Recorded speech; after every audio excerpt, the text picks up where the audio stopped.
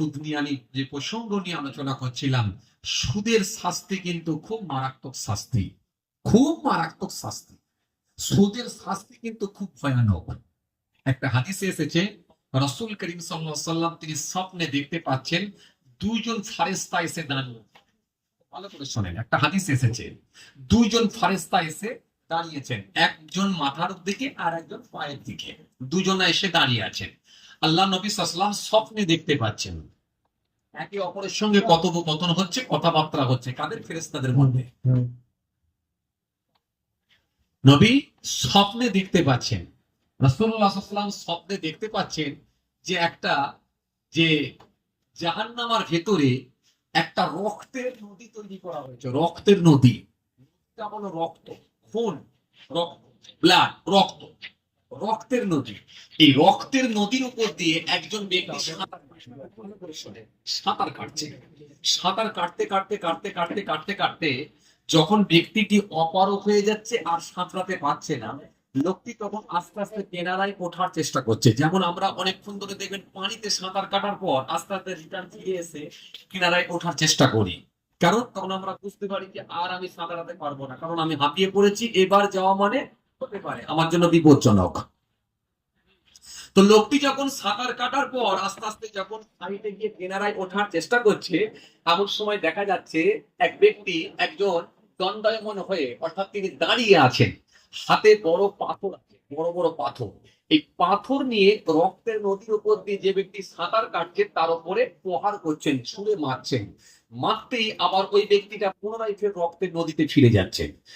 এরপর ফের ব্যক্তিটি কিছুক্ষণ যাওয়ার পরে আবার পুনরায় ওঠার চেষ্টা করছেন, ফের তার উপরে ওই পাথর ছুঁড়ে তার উপরে নিক্ষেপ করা হচ্ছে, বা পাথর ছুঁড়ে মারা হচ্ছে, পাথর প্রহার করা হচ্ছে, আবার ফের রক্তের নদীতে ফিরে যাচ্ছে। এরকম বারবার হচ্ছে। তখন রাসূলুল্লাহ সাল্লাল্লাহু আলাইহি ওয়াসাল্লাম দেখতে পাচ্ছেন ওই ব্যক্তিটা, যে ব্যক্তিটা রক্তের নদীর উপরে সাঁতার কাটছিলেন, তার ভয়ঙ্কর কষ্ট হচ্ছে, কিন্তু ডুবেও যাচ্ছে না আর উঠতেও পারছে না, কিন্তু ভয়ানক কষ্ট, ভয়ঙ্কর কষ্ট দেখে বুঝতে পারা যাচ্ছে যে ব্যক্তিটির ভয়ঙ্কর কষ্ট হচ্ছে। আল্লাহ রাসূল সাল্লাল্লাহু আলাইহি ওয়াসাল্লাম সেই সময় ফারেশতাদের জিজ্ঞাসা করে, হে আল্লাহর ফারেশতারা, ওটা কে যাকে এত কঠিন শাস্তি দেওয়া হচ্ছে? ফারেশতা সেই সময় বলে, ইয়া রাসূলুল্লাহ, হাবিবাল্লাহ, হুজুর, ওই ব্যক্তিটা হলো, হুজুর, মস্ত বড় সুদ, ওই ব্যক্তিটা হলো মস্ত বড় সুদখোর। দুনিয়ার জমিনে সুদের টাকায় সে সম্পত্তি বাড়ানোর চেষ্টা চালিয়েছিল, সুদের টাকায় বড়লোক হওয়ার চেষ্টা চালিয়েছিল, মস্ত বড় সুদখোর।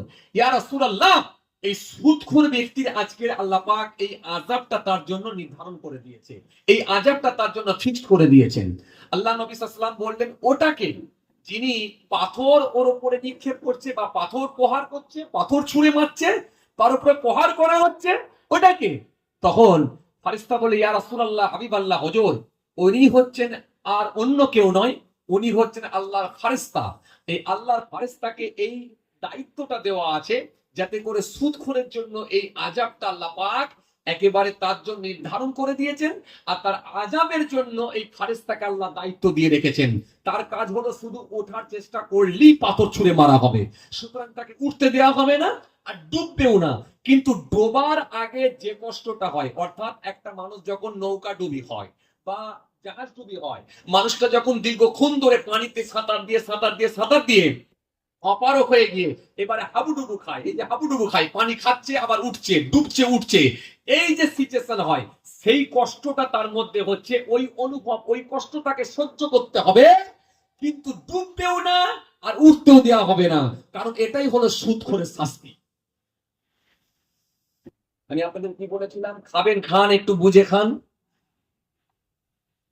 আর একটা হাদিস এসেছে, কেতাবের মধ্যে পাওয়া যায়, সুদখোর যখন মৃত্যুবরণ করবে, মারা যাবে, মারা যাওয়ার সাথে সাথে ফার্স্ট তার মাথাটাকে ফাটিয়ে দেওয়া হবে, মাথাটাকে ফাটিয়ে দেওয়ার সাথে সাথে তার রক্তটা জমিনে শুষে নেবে, এরপর ভয়ঙ্কর ভাবে তার আযাব হবে, ভয়ঙ্কর ভাবে তার শাস্তি হবে, তার জমিনে কবরের ভেতরে তার মাথাটাকে ফার্স্ট ফাটিয়ে দেওয়া হবে, কারণ সে দুনিয়ার মানুষের রক্ত চুষে খেয়েছে, তার রক্তটা মাটিতে চুষে খাবে।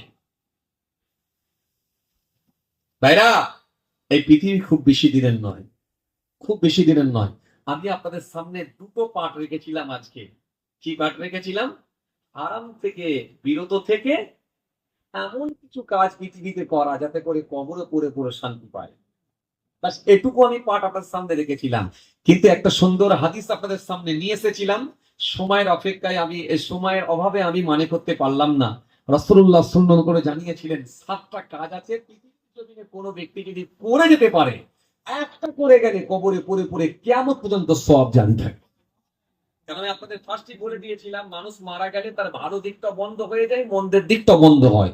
কিন্তু সাদকায়ে জারিয়ার কাজ, এমন কাজ আছে যেগুলো আল্লাহ রাসূল সাল্লাল্লাহু আলাইহি ওয়াসাল্লাম তিনি জানিয়ে দিয়ে গেছেন, খুলে দেওয়া হয়, কবরে পড়ে পড়ে ওই ব্যক্তিটা সওয়াব পেতে থাকে। 1450 সাল থেকে নিয়ে 1445 সাল থেকে নিয়ে 1450 পর্যন্ত 5 বছর যিনি দিল্লির সিংহাসনে যিনি রাজত্ব করেছিলেন, যার নাম হলো শেরশাহ বাদশাহ, যাকে বলা হতো বাঘের বাদশাহ। ওনার নাম হলো ফরিদ উদ্দিন খান, পিতার নাম হলো হাসান খান। যৌবনকালে তিনি খালি হাতে একটা বাঘ মেরে ফেলেছিলেন।